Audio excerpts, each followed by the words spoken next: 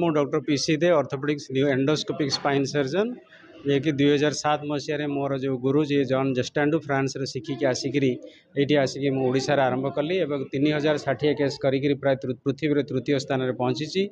एवं प्रथम जो 2D कैमेरा रे मु ऑपरेशन करूली मु देखली किसी जगह मते असुविधा होची तेणु 3D कैमेरा पाणी चेष्टा कली 3D कैमेरा 2000 रे मार्केट को आसिला मु 2022 रे 2020 रे मार्केट को आसिला 2022 रे मु आनिली एठिकी एवं सेटा जनवरी 8 रे प्रथम लॉन्च हला ओडिशा रे एवं तापरे मु 300 पाखापाखि केस कली 3D 4K कैमेरा आसीबा मात्रे मु प्रथम आग ताको ऑर्डर देली 3D 4K कैमेरा एबे आपन सामना रे एडी थुआइची एटा होजे पाखापाखि 55 इंच रो 3D 4K कैमेरा एटा स्टॉर्ज कंपनी जर्मनी रो एटा प्रथम आसिला एवं मु ताको ऑर्डर देली सेटा आसी प्रथम पृथ्वी रे कहा पाखरे नाही एटा प्रथम एडी हम पाखरे लॉन्च हेची जो साधारण रे अंटा बथा हुए जो दुईटा कारण रो स्लिप डिस्क बा सियाटिका ये दुईटा हम एथरे ऑपरेशन करी सक्सेस होचु प्राय फेलियर रेट नहीं पैरालिसिस रो भय नहीं साइड इफेक्ट नहीं कॉम्प्लिकेशन नहीं हाड़ मांस लिगामेंट गंठी किसी काटिया पड़ो ना तेणु ऑपरेशन पर भी चलवा दौड़ा खेलवा नईवा भारी जिनस टेकिवा किसी मना ना यूजुअली साधारण कहती तोर मेरुदंड ऑपरेशन होती दौड़बुनि खेलबुनि नईबुनि कि ए सब किसी असुविधा ना 15 दिन पर से नॉर्मल एक्टिविटी सब करें किसी असुविधा हम ना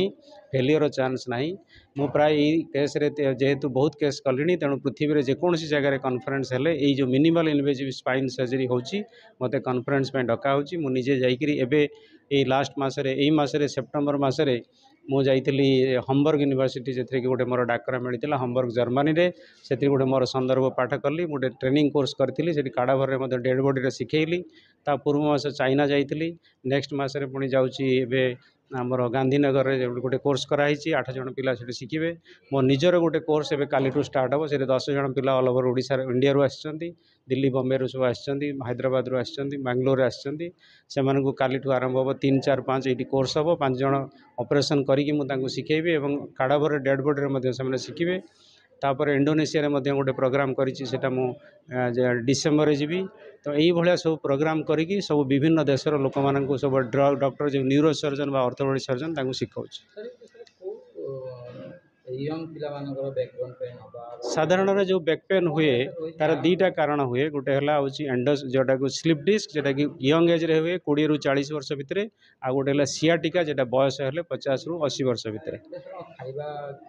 नईकि भारी जिनस टेकिला कौन जर्क होगला एक्सीडेंट होगला गोटे सिलिंडर टेकीदेला गोटे जन गाड़ी टेकीदेला पड़गला एक्सीडेंट होगला ये सब बयस हेले बयस जनित से डिजेनेरेटिव कहती बयस कहार केमती चेंजेस हम कहार 60 वर्ष चुटी पाच कहार 80 वर्ष पाच से अनुसार तार अंटार जो डायमीटर अच्छी जो व्यासार्ध अच्छी छोट हो तेणु जो नर्वटा जाऊँगी ब्रेन रू कनेक्शनटा गोड़ को जाऊँगी सी चिपीज चिपीले गोड़र चलबार शक्ति कमिज पतला हो स्ट्रेंथ कमिज झिमझिम हम कालुआ पड़ो बधिरा लगे जलापोड़ा हम खाँची रख कि बाट गला बस पड़ा इच्छा हम गोड़ सरू हो झाड़ा परिसर कंट्रोल पलैब ये सब जिन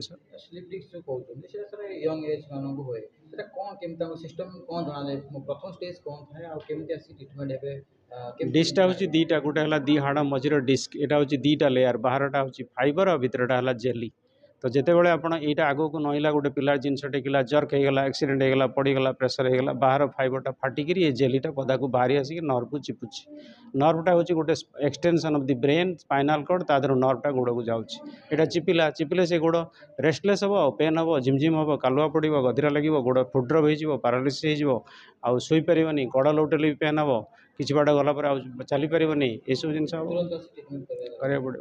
मो असीमा डॉक्टर असीमा शतपथी मोर 2010 रे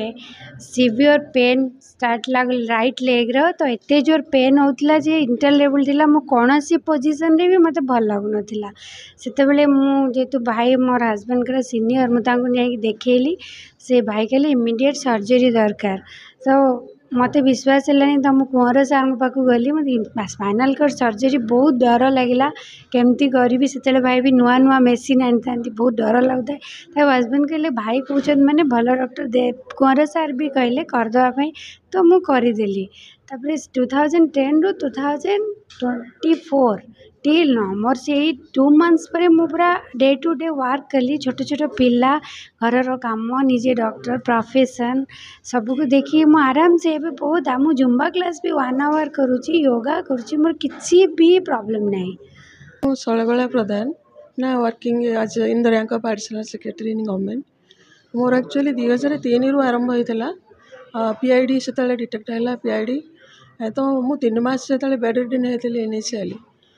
तो बहुत ट्रिटमेंट कलापर भी कौन रिलीफ मिलू नाला तापर मु दे सार गोटे देखली डॉक्टर प्रोग्राम दूसरा ओटीवी से देखिकी सार को मु कंटाक्ट कली देखली जाकि आमरी हॉस्पिटल तो सार ही मत कहले कि मत सब डॉक्टर ही कहते केवल सर्जरी द्वारा आपंकर प्रोब्लेम सल्व हो पार किंतु पैरालिसिस हेनी बोली कहीं भी ग्यारंटी दौन प्रथम दे सार ही कहले मु 100% ग्यारंटी दूसरी पैरालिसिस हेनी किंतु बिना सर्जरी किसी भी भल हेनी से सेंसेशन भी मो गोड़ू कमी जाऊला राइट लेगटा अफेक्ट करे तापर 2016 सारे